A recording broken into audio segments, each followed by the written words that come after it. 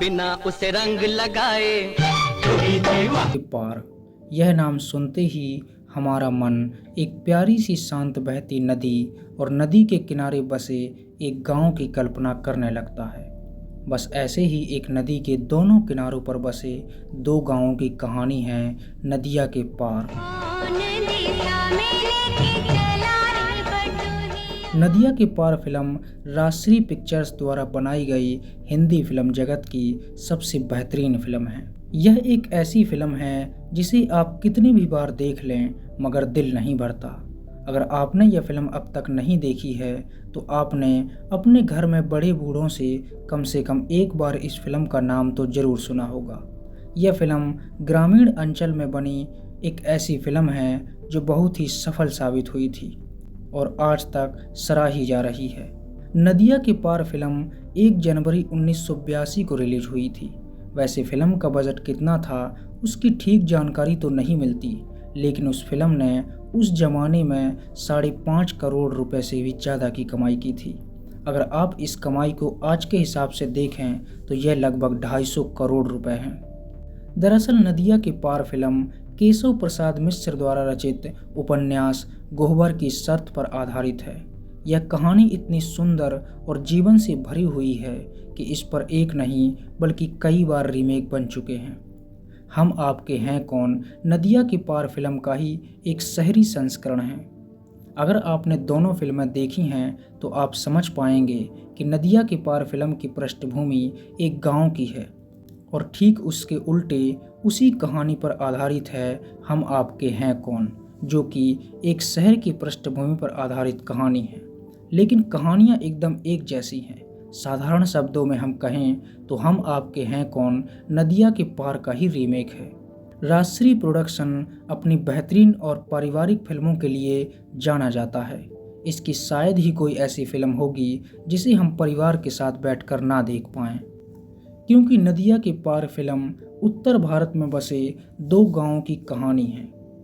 Film को एकदम जीवंत भाव देने के लिए ऐसे लोकेशंस की ज़रूरत थी जो इसे जीवंत बना सके। इसलिए फिल्म को शूट करने के लिए उत्तर प्रदेश के पूर्वांचल के हिस्से को चुना गया था। नदिया के पार फिल्म की 90% से भी ज़्यादा शूटिंग जौनपुर के किरावत नगर पंचायत के विजयपुर और राजेपुर नामक गांव में हुई थी। ये दोनों गांव सई नदी और गोमती नदी के किनारे पर बसे हुए हैं। फिल्म में जिस नदी की बात की जाती है वह यही दो नदियां हैं। इसी स्थान पर साई नदी और गोमती नदी आपस में मिल जाती हैं।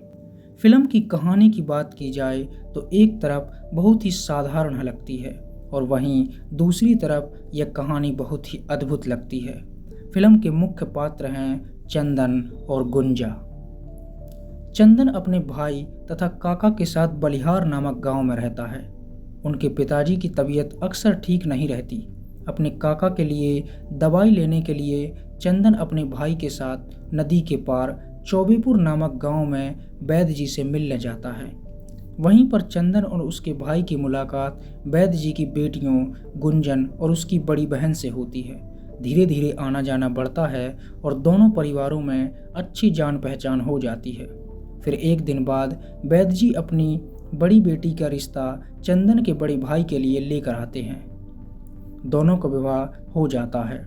उनकी शादी के कुछ दिनों बाद ही गुंजा भी बलिहार यानी कि चंदन के गांव उनके घर रहने के लिए आती है। बस यहीं से चंदन और गुंजा की प्रेम कहानी शुरू होती है। कुछ सालों बाद चंदन की भाभी यानी कि गुंजा की बड़ी बहन का देहांत हो जाता है, जिसके बाद चंदन के बड़े भाई का विवाह गुंजन से करने की बात होने लगती है। यह बात सुनकर चंदन को बहुत दुख होता है, मगर वह अपने भाई की खुशी के लिए इस बात से इनकार नहीं करता। बारात वाले दिन चंदन के बड़े भाई को पता चलता है कि गुंजा दरअसल चंदन से प्रेम करती है और वे गुंजा का विवाह चंदन से करवा देते हैं। वैसे तो फिल्म में चंदन का विवाह गुंजा से हो जाता है, लेकिन अगर कोहबर की शर्त उपन्यास की बात की जाए तो यह कहानी बिल्कुल अलग हो जाती है। यानी कि गुंजा का विवाह चंदन से ना होकर उसके बड़े भाई से ही होता है और इस प्रकार उपन्यास में कहानी का अंत बिल्कुल अलग हो जाता है, जो एकदम चौंकाने वाला है।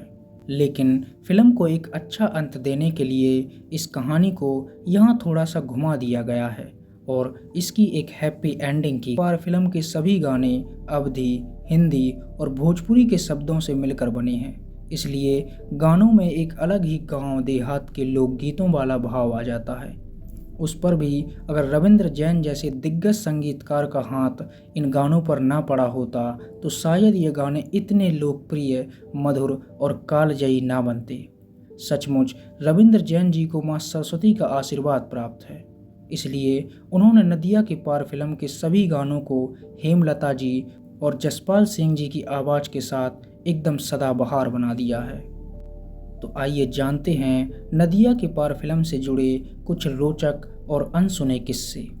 किरावत नामक गांव यानी जहां नदिया के पार फिल्म की शूटिंग हुई थी, वहां के स्थानीय निवासी बताते हैं कि फिल्म की शूटिंग लगभग 1.5 से 2 महीनों तक चली थी।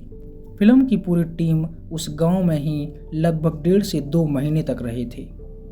फिल्म की पूरी टीम का गांव के लोगों के साथ बहुत ही गहरा रिश्ता बन गया था।